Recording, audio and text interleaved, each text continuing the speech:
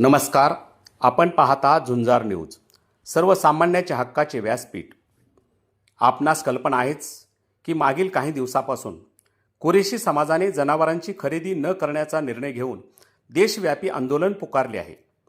या आंदोलनाने केवळ कुरेशी समाजच हतबल झाला आहे असे नव्हे, तर माझा शेतकरी बांधवही हतबल झाला आहे. शेतकरी बांधव आपली जनावरे विक्रीसाठी घेऊन आठवडी बाजारात येतोय, मात्र त्याला ग्राहकच मिळत नसल्याने त्याची अतिशय दयनीय अवस्था पाहावयास मिळत आहे. या सर्व घडामोडीवर शेतकरी बांधव संतप्त होताना दिसत आहे. आज अंबेजोगाईच्या आठवडी बाजारात जाऊन काही शेतकऱ्याशी संवाद साधला असता त्यांनी आपल्या संतप्त भावना व्यक्त केल्या. झुंजार न्यूजसाठी कॅमेरामन मोहम्मद फैजान सोबत मी दत्ता आंबेकर, अंबाजोगाई. आज आपण इथं अंबेजोगाईतल्या बैल बाजारामध्ये आज मंगळवारी आपण इथं गोळा झालेले. आज इथं ज्या बाजारामध्ये गाई विक्रीला येत होत्या, बैल विक्रीला येत होते किंवा म्हशी विक्रीला येत होत्या, त्या आज पूर्णतः याला गिराईक नसल्यामुळं, विशेष करून कुरेशी खाटीक समाजानं हा व्यापार बंद केल्यामुळं आज इथं शेतकऱ्यांना त्या विकताना गिराईक समोर नाही आहे. आता ज्या शेतकऱ्यांनी वाहनामध्ये ही जनावरं घालून इथं आणलेली, त्यांना भाडं परत नेण्याचं हे शेतकऱ्यांना द्यावं लागणार आहे. 2014 सालापासून हा महाराष्ट्रामध्ये गोवंश हत्याबंदीचा कायदा आल्याच्या नंतर महाराष्ट्रामध्ये वाहतूक करणारे लोक असतील, त्याचे व्यापार करणारे असतील, खाटीक समाजाचे लोक असतील, अजून महाराष्ट्रामध्ये बैल कापताना किंवा गाय कापताना एकही गुन्हा घडलेला नाही. जे सगळे गुन्हे दाखल झालेले ते वाहतूक करताना ॲनिमल क्रुएलिटी ॲक्ट या कायद्याअंतर्गत हे गुन्हे दाखल झालेले. आणि यामधून मग महाराष्ट्र सरकारनं जे गोरक्षक नेमलेले आहेत, बजरंग दलाचे लोक असतील, तुमचे RSSचे असतील, विश्व हिंदू परिषदेचे असतील, जे हिंदुत्वाचा ठेका घेतलेले आहेत, त्या हरामखोरांना मला विचारायचं आहे की आम्हाला फवारणीचं काम आहे, आज आमच्यासमोर लेकरांची फीस भरायची आहे, आज आम्हाला दवाखान्याचं काम पडलं आहे. आम्ही जे हे पशुधन आमचं होतं, की पशुधन म्हणजे ज्या वेळेस का बिरडं फोडलं जातं आहे जनावराचं, तर आमचे पारंपरिक खाटीक जे होते ते आम्हाला आमच्या आजोबा पंजोबापासून ते पैसे शेतकऱ्याच्या घरी येऊन देत होते. आज अशी परिस्थिती इथं की येऊन द्यायचं तर नाही, आम्ही माल बाजारात आणल्याच्या नंतरसुद्धा कुणी इथं विचारायला तयार नाही. ज्यांचे आमचे पिढीजात ज्यांचे संबंध होते ते पण आम्हाला बोलायला तयार नाहीत, कारण त्यांच्या वाहनवाल्यावर म्हणा, जनावरं भरणाऱ्यावर म्हणा, यांच्यावर गुन्हे दाखल व्हायला लागलेत. म्हणून त्यांनी हा टोकाचा निर्णय घेतलेला आहे. ही परिस्थिती अत्यंत गंभीर आहे. माझं या राज्याच्या मुख्यमंत्र्यांना आणि मंत्रिमंडळामध्ये काम करणारे सगळे जे काही आमदार आहेत, बाकीचे विधानसभेचे, विधान परिषदेचे आमदार आहेत, यांना माझं विनंती आहे की खाटीक समाज हा बैल कापणारा जो कापणार आहे त्याला काही शेळी कापायला अवघड नाही. जो बैल कापणार आहे त्याला मेंढी कापणं अवघड नाही. शेळी कापणार आहे त्याला कोंबड्या कापणं अवघड नाही. किंवा इतर कोणताही प्राणी, कुत्रे मांजरं कापतील ते त्यांचा कसाही प्रपंच होईल. पण ज्या शेतकऱ्यांनी जनावरावर ज्यांची उपजीविका आहे, गाय म्हैस हे दुभते जनावरं, त्याचा दुभता काळ संपल्याच्या नंतर जे भाकड जनावरं तयार होतात, त्या जनावरांना कसं सांभाळायचं याबद्दलचा प्रश्न देवेंद्र फडणवीसांना विचारण्याची आज गरज आहे. गेल्या 10 वर्षामध्ये या व्यवसायामधल्या 50,000 कमीत कमी हे व्यावसायिकांवर गुन्हे दाखल केलेले आहेत. आणि हे गुन्हे दाखल झाल्यामुळं आज आमच्यावर, शेतकऱ्यावर ही वेळ आलेली की आमच्या मालाला गिराईक राहिलेलं नाही. जर का देवेंद्र फडणवीसांनी हे जर का गंभीरपणे जर का नाही घेतलं, तर उद्याच्या बाजारामध्ये आम्हाला हे बाजारात आणण्याच्या ऐवजी जिल्हाधिकारी कार्यालयाच्या समोर नेऊन हे जनावरं जिल्हाधिकारी कार्यालयामध्ये सोडावे लागतील. भाकड जनावरं आम्ही 40 वर्षानंतर 40 वर्ष झालं हेच धंदा करतो आम्ही. पण ही जनावरं आता बंद केल्यामुळं ही जनावरं विक्री बंद केल्यामुळं अडचणी यायला लागल्यात की पार्ट्या म्हशी नाही विकल्यावर ही माल कुठून विकणार आहे. त्याच्यामुळं आता सध्याच्याला ही माल काही विकना झाला आहे. गायी असत्याल, म्हशी असत्याल, बैल असतील, त्याच्यामुळं ही अडचणीमध्ये शेतकरी यायला लागलीत. कुणाचे खाता असेल, कुणाचे पिरणी असेल, खुरपण असेल, ह्याच्या अडचणी जनावर विकून लोक भागवितात. तर सध्याच्याला लोकांना अडचणी यायला लागल्यात. ह्याच्यानंतर कुठं जनावर अडविणं, कुठं किंवा जनावर सोडून घेणं, ह्याच्यामुळे बी सगळं बंद झाल्यामुळं लोक सगळे अडचणीमध्ये आलेत.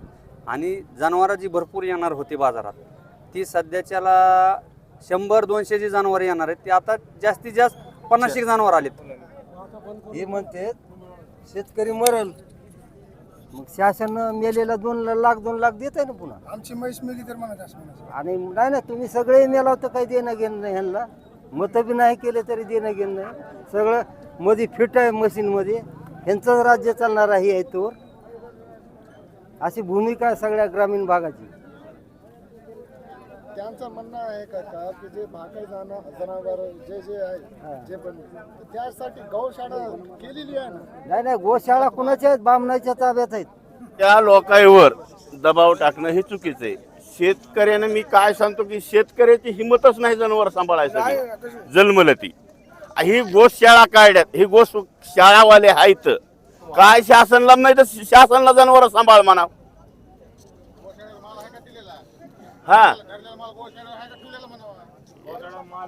निवड खाटीक समाज जी तुमचे जनावर जी घेत नाही, हो, तर हे जनावर आता कोण घेईल तुमचे? कोण घेणार आहे दुसरं? त्याच्यासाठी खाटकानं नाही घेतल्यावर दुसऱ्याला कोणाला देणार आहेत? व्यापारी काय करणार? व्यापारी सगळे फिके पडले ना. सरकारनं भरपाई करून द्यावा ह्या जनावरांची.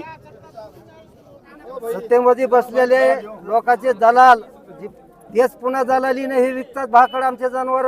संध्याकाळी कापून पुन्हा त्याची विल्हेवाट लावते. सामान्य जी खाटीक समाज आहे या देशातला त्यांना पोट भरायचं मुश्किल करून टाकलं या बामणांनी. आता शेतकरीची काय अवस्था आहे? शेतकऱ्याची अवस्था म्हणजे आम्ही ह्या देशातले गुलाम आहोत. अहो शेतकरी यांना सगळे गुलाम जनावर सांभाळणं देशाचे- होत नाही साहेब. कोणता शेतकरी? मी शेतकरीच आहे. शेतकऱ्यांना जनावर सांभाळणं होतेत का? मला फक्त एक सांगा मुद. बरोबर आहे का? शेतकरी जन्मल्यापासून जनावर सांभाळू शकत नाही. भाकडे त्याच्या दमास आहे, त्याच्यात मार्क जनावर सांभाळू शकत नाही. कोणत्या जनावरचं भांड पडतंय हा ते गायीवर म्हणता ही नियमानं गायीवर करणे. बाकीचा दुसरा मार्ग काढायची गरज काढावं लागेल ना. हे बामणाच्याच कंपनी आहेत ना. कुणाच्या आहेत कंपन्या? ही कंपनी आहे ती बामणाचीच कंपनी आहे. आणि देशाचं वाटोळ उगाच हे बाजारचं मार्केट व्हायचे ती बी होऊ दे नाही सरकार. वरलं दाढीवालं बसलेलं.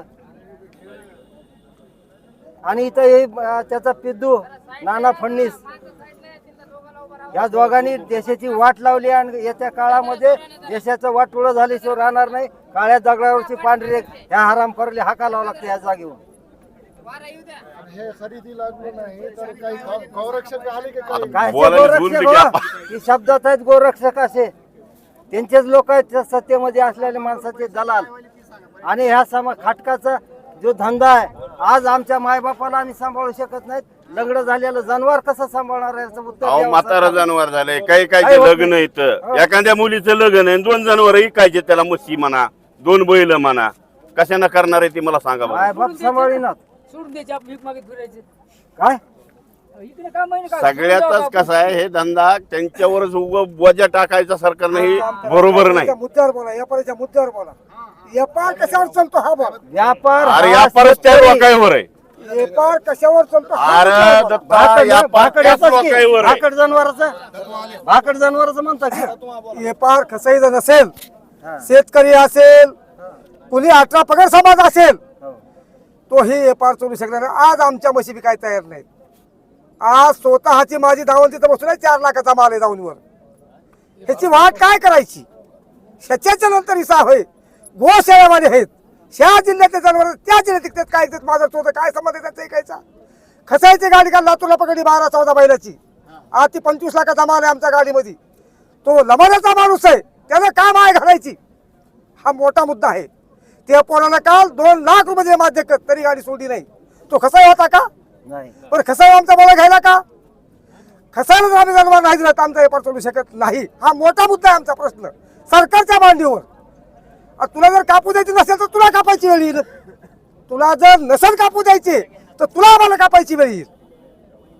हा ठीक आहे. ह्याच्याबद्दल मी ह्याच्या आधी बोललो होतं की गाई बद्दल माझा विरोध आहे. अरे बेटा, म्हैस आणि म्हातारा बैल करायचा काय?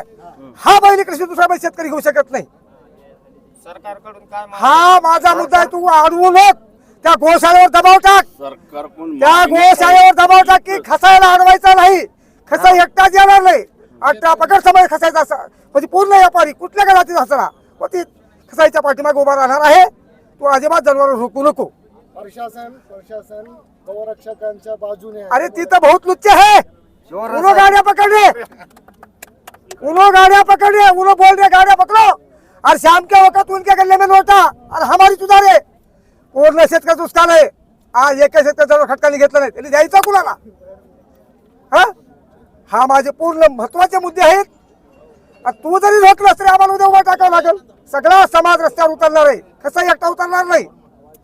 त्याला आम्हाला पैसे देतोय, आम्ही त्याला माल देतात. अति बळच घेऊन एक वीसची म्हैस 60 ला घेतली ती. एक वीसची म्हैस ती 60 ला घेतली निमी झाल्यावर. शेतकरी आम्हाला एकदा कुरैशी बिरादरी आज एक ऐसे मोड़ पर खड़ी है जहां सिर्फ उन्हें हमारे हौसले और साथ की जरूरत है।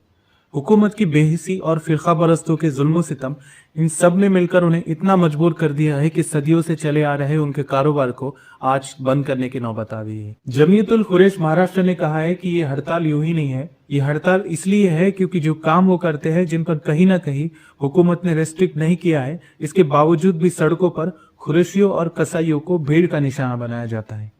उन्हें सिर्फ इसलिए मारा जाता है क्योंकि वह अपना हलाल और कानूनी कारोबार कर रहे होते हैं। ये वही कुरैशी बिरादरी है जो ईद उल अजहा के मौके पर हमारे इस अजीम फर्ज कुर्बानी को अदा करने में सबसे अहम किरदार निभाती है। अगर ये ना हो तो हम में से अक्सर लोगों के लिए कुर्बानी का फर्ज अदा करना नामुमकिन सा हो जाता है। ये सिर्फ कारोबारी तबका नहीं है, ये हमारी तहजीब का हिस्सा है। नस्ल दर नस्ल ये अपनी जिम्मेदारी निभाते चले आ रहे हैं। आज जब वो सबसे मुश्किल वक्त से गुजर रहे हैं तो हमारी जिम्मेदारी है कि अपने सारे इख्तलाफ बुलाकर एक उम्मत बनकर उनके शाना बशाना खड़े हो जाए, उनकी आवाज को हुकूमत की दहलीज तक पहुंचाए और उन्हें यकीन दिलाए कि वो इस सफर में अकेले नहीं हैं।